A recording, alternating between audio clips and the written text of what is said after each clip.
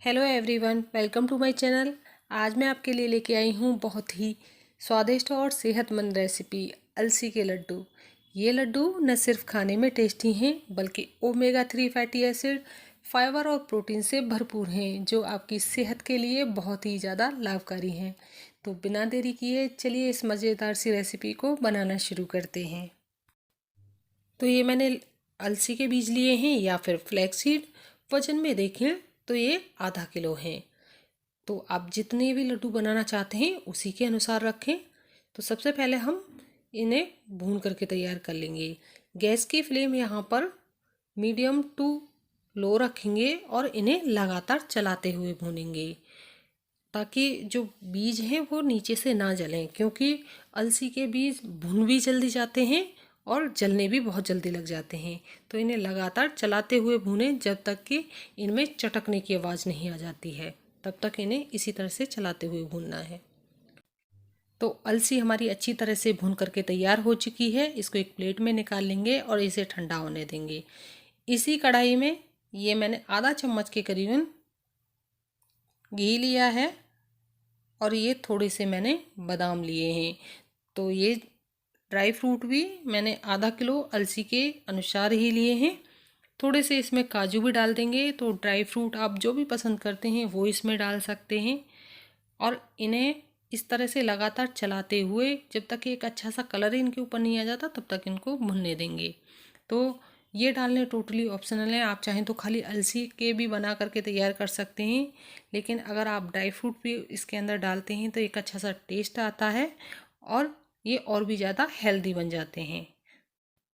ये अच्छी तरह से भुन गए हैं। अब इसी कढ़ाई में ये हमने गुड़ को छोटा छोटा तोड़ करके लिया है। अब आधा कप इसमें पानी डालेंगे। पानी बहुत ज़्यादा नहीं डालना है, बस आधा कप ही डालना है, क्योंकि हमें इसकी चाशनी नहीं बनानी है, बस गुड़ को पिघला करके लेना है। तो अच्छी तरह से इसको पिघलने देंगे। तब तक हम अलसी को पीस लेते हैं। अच्छी तरह से हमारी अलसी ठंडी हो गई है। ठंडी होने के बाद ही इसको पीसना है। तो इसे थोड़ा दरदरा पीस करके तैयार कर लेंगे।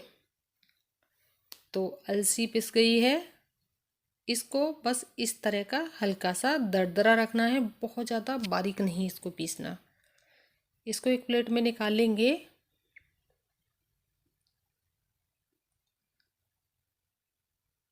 और इसी में जो हमने काजू बादाम भून करके रखे थे वो डाल देंगे। और इनको भी बहुत ज़्यादा बारीक नहीं पीसेंगे, हल्का सा दरदरा पीस करके तैयार कर लेंगे, क्योंकि हल्के हल्के चंग मुंह में जब खाते समय आते हैं तो बहुत ही टेस्टी लगते हैं। एक बार गुड़ को भी देख लेते हैं। तो गुड़ भी अच्छी तरह से पिघल गया है। बस इसी तरह का रखना है, बहुत ज़्यादा इसको चाशनी नहीं बनानी है। गैस की फ्लेम ऑफ कर देंगे और जो हमने अलसी और ड्राई फ्रूट पीस करके रखे थे इन्हें अच्छी तरह से इस तरह से मिक्स कर देंगे, ताकि अच्छे से पूरा मिक्स हो जाए। और इसके बीचों बीच में इस तरह से एक होल जैसा बना लेंगे और जो गुड़ पिघला करके रखा था वो डाल देंगे।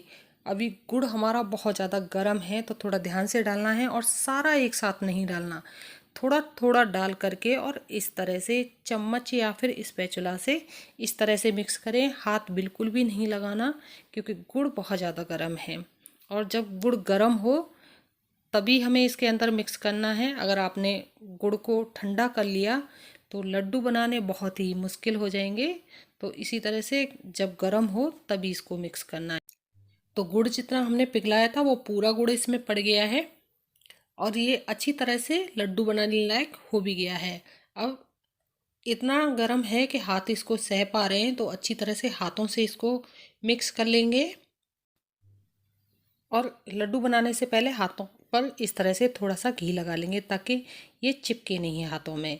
और इसके इस तरह से थोड़ा थोड़ा लेंगे और छोटे छोटे लड्डू बना करके तैयार करेंगे। लड्डू बहुत ज़्यादा बड़े नहीं रखने, क्योंकि ये लड्डू खाने में बहुत ज़्यादा टेस्टी लगते हैं। तो अगर आपके बड़े लड्डू होंगे तो आप ज़्यादा खाओगे, तो इसीलिए लड्डू का साइज़ थोड़ा छोटा ही रखें। क्योंकि अलसी की तासीर थोड़ी गर्म रहती है, इसीलिए ये लड्डू गर्मियों में नहीं खाए जाते, सर्दियों में ही खाए जाते हैं।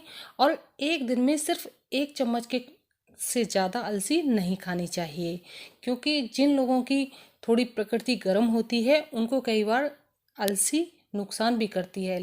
लेकिन इसके बहुत सारे हेल्थ बेनिफिट भी हैं, तो आप उसी को ध्यान में रखते हुए अलसी का इस्तेमाल करें। तो ये लड्डू आप अपने घर में इन सर्दियों में बनाएं और खाएं, और अगर रेसिपी पसंद आए तो अपने फ्रेंड्स और फैमिली में शेयर करें। इसी तरह की और रेसिपी देखने के लिए मेरे चैनल को लाइक और सब्सक्राइब करना ना भूलें, और मुझे कमेंट में ज़रूर बताएं कि ये रेसिपी आपको कैसी लगी।